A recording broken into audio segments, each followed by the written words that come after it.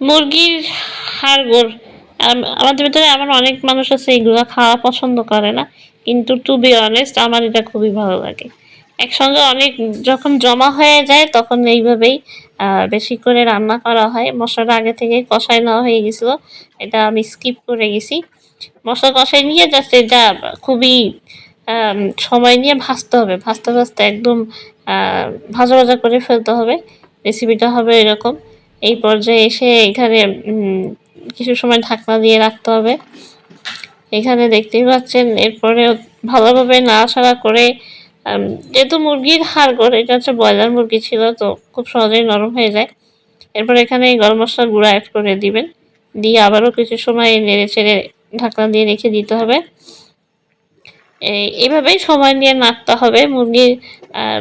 মুরগির মাংসের থেকে আমার কাছে মনে হয় যেন ওই হাড়-গোড়গুলাই বেশি খাইতে খুব ভালো লাগে। এগুলো হচ্ছে শুধু ভাত দিয়ে না খেতে পারলেও মানে সুধা, সুধা খাইতেও খুব ভালো লাগে।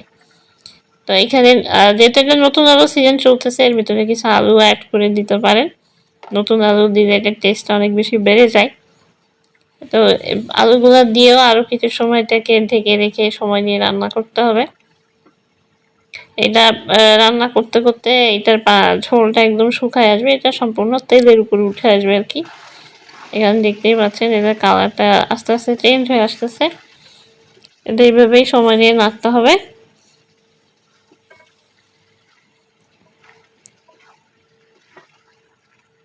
এখানে দেখতে পাচ্ছেন এটা তেলের উপরে উঠে আসছে অলরেডি। পানিটা একেবারেই শুকায় ফেলতে হবে আরকি। কোনো রকম পানি রাখা যাবে না।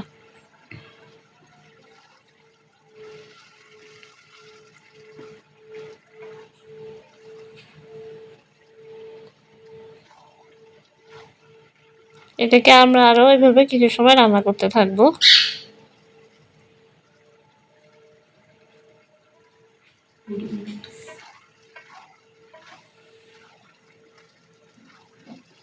এটা যত বেশি ভাজা, ভাজা হবে এটা তত বেশি মজা হবে আরকি। আমরা গরুর বট যেভাবে রান্না করি যতটা ভাজা, ভাজা হয় আরকি। এটাও ঠিক ওভাবে ভাজা, ভাজা হইতে হবে। আমাদের এই পর্যায়ে রান্নাটা প্রায় শেষ হয়ে গেছে। এবার এটাকে আপনি সার্ভ করে দিতে পারেন। তো এই জিনিসটা সাদা ভাত এই রেসিপিটা আরকি সাদা ভাত দিয়ে খেতেই বেশি মজা লাগে। এটা কোনো পোলাও অথবা রুটির সাথে যায় না। সাদা ভাত দিয়েই খেতে হয়। আর চাইলে এটা এমনিও খেয়ে ফেলা যায়।